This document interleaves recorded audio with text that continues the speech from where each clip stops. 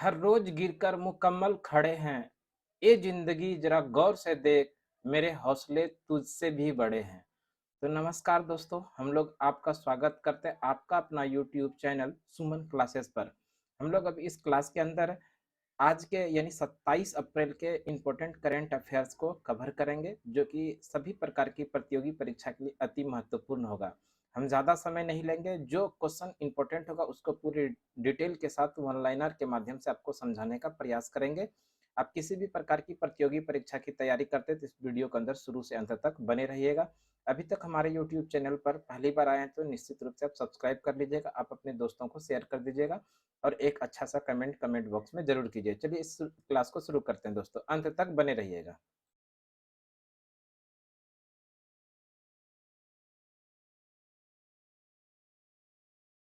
Question है दोस्तों, हाल ही में मुंबई स्थित MM1 के अध्यक्ष पद पर किसे नियुक्त किया गया है? तो ध्यान रखिएगा, MM1 के अध्यक्ष पद पर जो नियुक्त किया गया है वो महावीर सिंह फोगट को MM1 के अध्यक्ष पद पर नियुक्त किया गया है। MM फोगट जो है, ध्यान रखिएगा, ये महावीर सिंह फोगट का संबंध हरियाणा से, ये किस राज्य से संबंधित है?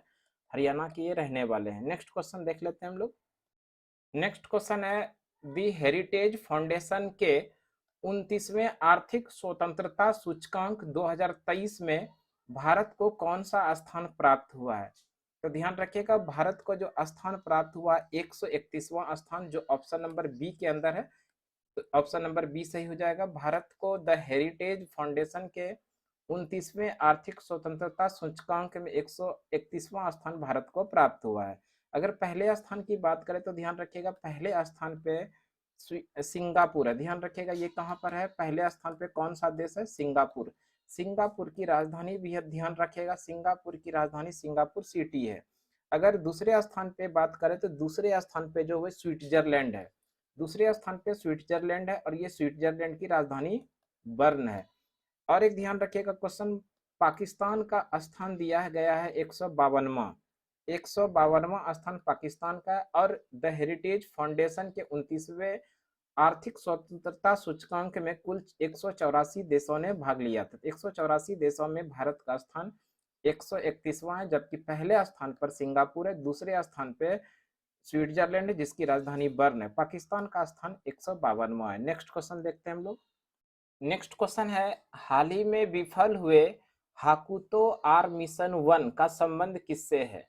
हाल ही में विफल हुए हाकुतो आर मिशन 1 का संबंध किससे? तो ध्यान रखिएगा, आई स्पेस इंक ये हाल ही में हाकुतो मिशन 1 से संबंधित है।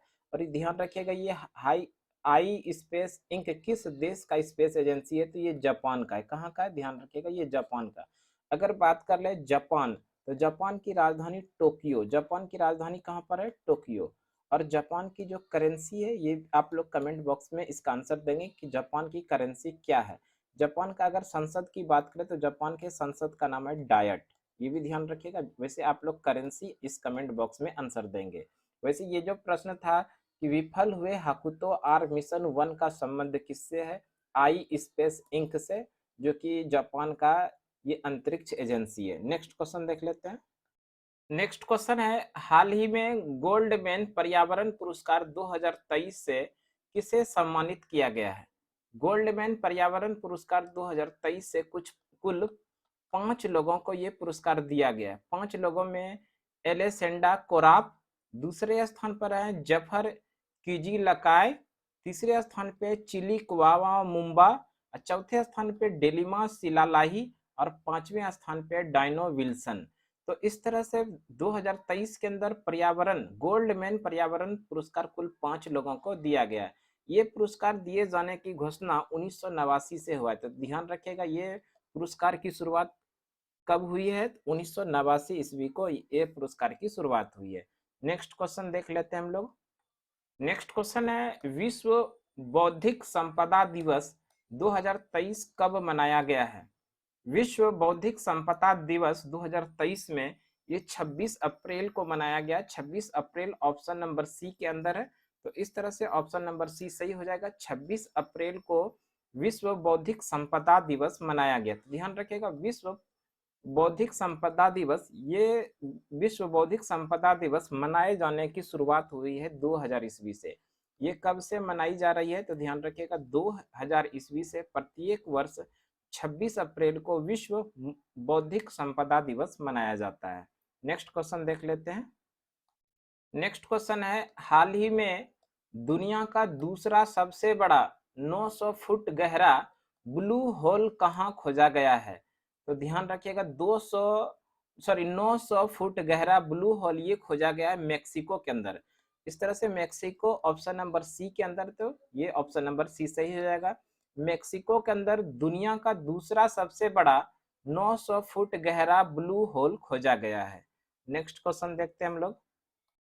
नेक्स्ट क्वेश्चन है, भारतीय राष्ट्रीय स्वास्थ्य लेखा अनुमान 2019-20 के अनुसार केंद्र सरकार स्वास्थ्य पर जीडीपी का कितने प्रतिशत व्यय करती है?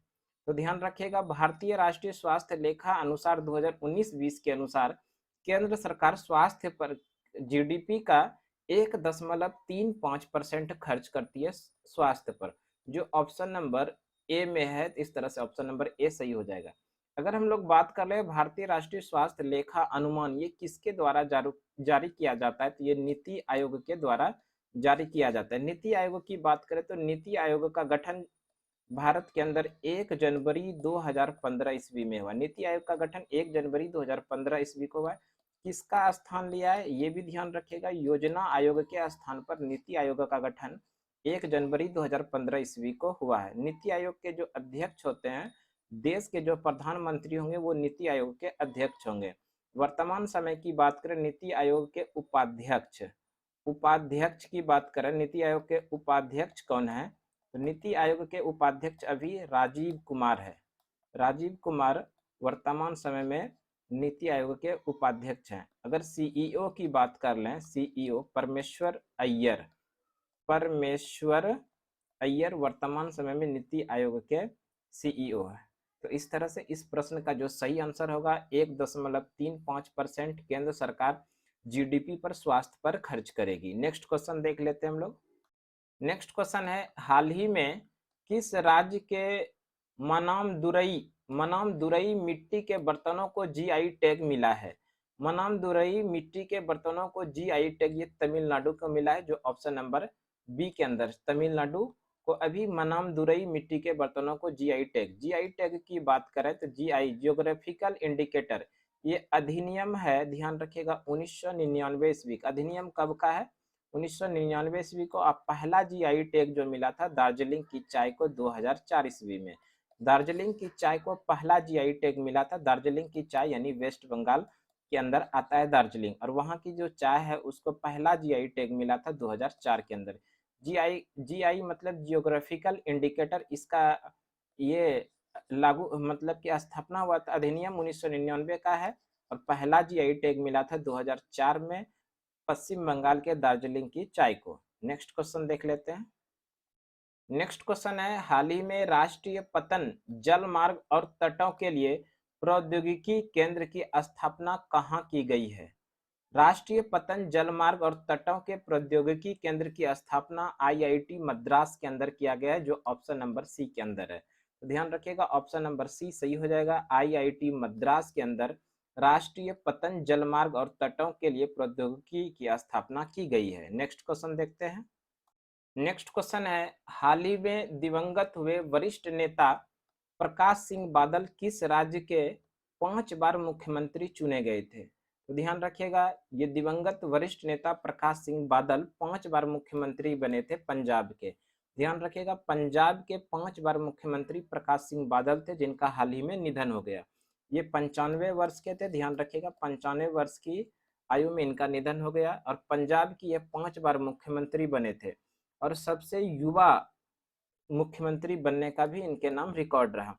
और इन्होंने ही शिरोमणि अकाली दल का गठन किया था। शिरोमणि, ध्यान रखिएगा शिरोमणि अकाली दल का गठन, शिरोमणि अकाली दल के ये संरक्षक थे अभी, और ये 11 बार एमएलए 11 बार रहे। तो इस तरह से ध्यान रखिएगा 5 बार मुख्यमंत्री रह चुके प्रकाश सिंह बादल पंजाब के मुख्यमंत्री रहे। इनका हाल ही में 95 वर्ष की आयु में इनका निधन हो गया।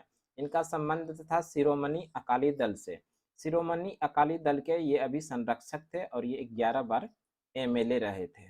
तो इस तरह से दोस्तों हम आप लोगों को आज जो मुख्य करंट अफेयर्स था उसका कुछ इंपॉर्टेंट क्वेश्चन आप लोगों को बताने का प्रयास किए। हमें उम्मीद है कि ये वीडियो आपके लिए ज़रूर फायदेमंद साबित होगा आने वाले परीक्षा के लिए।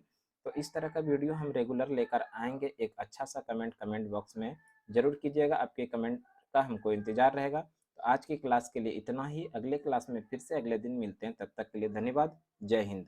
शेयर ज़रूर कीजिएगा दोस्तों।